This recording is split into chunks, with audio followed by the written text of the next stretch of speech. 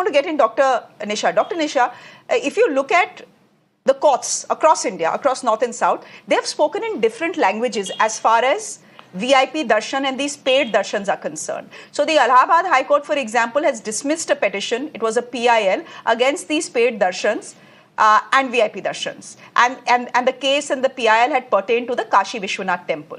But when you come to the Tamil Nadu High Court had said, let God be the only VIP, at least in his own house. Then you have a state like my state, which is the state of Uttarakhand, that for a very long period of time during peak season, during the Char Dham Yatra, simply banned any VIP visits.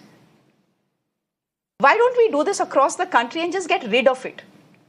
If you are coming, you are no VIP. If you are coming to God's house, you are no VIP. Of course, if you are someone with a security protocol, an exception will be made. Otherwise, everyone please stand in line, wait your turn, do your darshan and go off like every other devotee.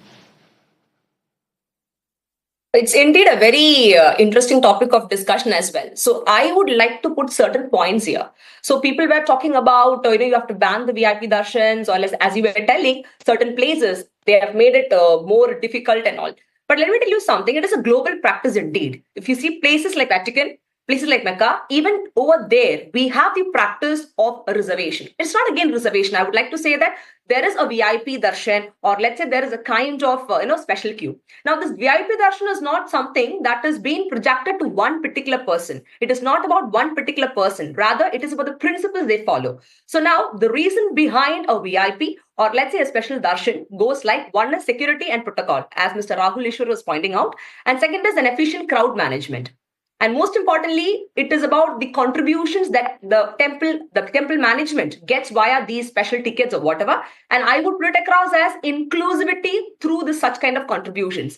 And again, when, for example, let's say a higher official is coming, they are having a VIP darshan. Due to the security and protocol, they have been protected. But let's say a normal person who is able to afford rupees 500 or rupees 1000 or 2000 to enter that special darshan or the VIP darshan, because they're able to afford it, they want to make it more comfortable, because as you said in the initial thing, you are traveling 500 kilometers to visit one particular temple, and you really want to have a very good view of the darshan, of the deity sitting there. So then for your satisfaction, you're doing it. Because you're capable, you're paying it. It is never discriminating anybody. So it has to be understood in a very pragmatic and realistic manner, because practically when you talk about all these things, of course, everybody is equal.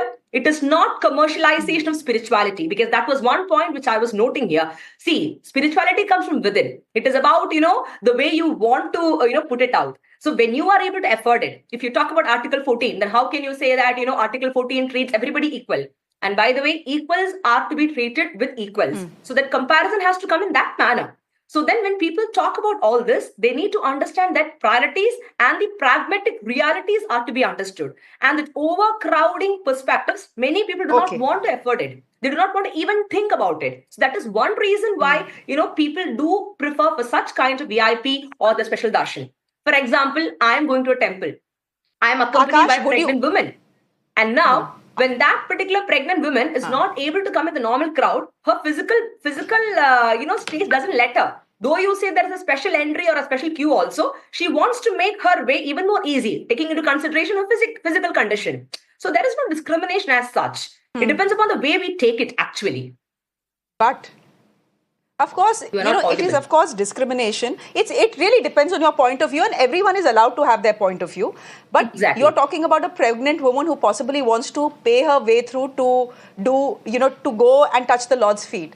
But what about the pregnant woman standing in line who doesn't have the means to do it? I'll let Akash Vashishth come and respond to the points you've made, and you've made some very good points. Akash, please respond.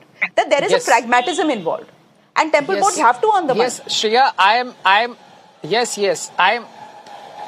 am in part in agreement with my previous speaker and partly in disagreement, because the first point being that you cannot provide comfort to a very small section of people at the altar of a larger section of people, and therefore the balance of convenience, it doesn't lie in it doesn't tilt towards the smaller section of people. Rather, it is more in the larger section of people that goes and are made to remain standing for hours altogether, to get the darshans. That's number one.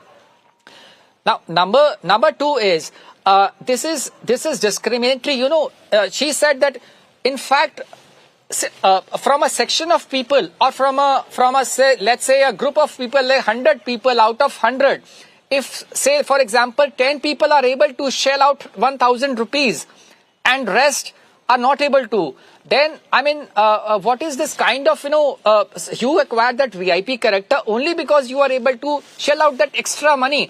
And Vatican cannot be compared with our system. Hinduism never preaches or propagates any kind of inequalities. I cannot think of any single scripture or text which agrees or is in agreement or allows any kind of this thing inequality.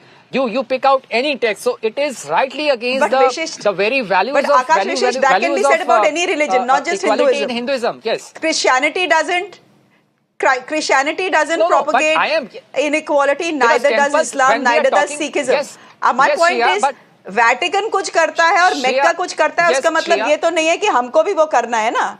If they are wrong, doesn't mean we follow them and do what is wrong. Exactly, anyhow, complete your point, then I'll quickly wrap this debate. That's what my yes, that's yes. So that's what my point is. You know, in fact, when we are talking about temples, of course, temples is meant for a particular belief and not for the other sects and beliefs and religions. So that's one. Okay. And this whole when I talk about Hinduism, no, we have researched a lot, and even you pick out any, for example, Ramayana. No, there is not a single. It's very strongly propagates and propagates against any kind of inequality, and therefore, when we are talking about this, when we are there before the court, we are on the constitutional principles, we are on the fundamental rights, and which is like the very first thing being the breach of the discrimination which is there, and therefore violation of Article 14. Okay. And of course, when you are made to stand for several hours, just 1 second. So that entire practice, that so-called VIP culture, it shakes your dignity entire. It takes away your dignity. So in a way, it is violative of Article 21 also. So it is against the values of Hinduism as well as I agree with you. Completely I agree incongruous with you that these VVIP darshans and paid darshans violate a common citizen's dignity. That much I can give you. 100%.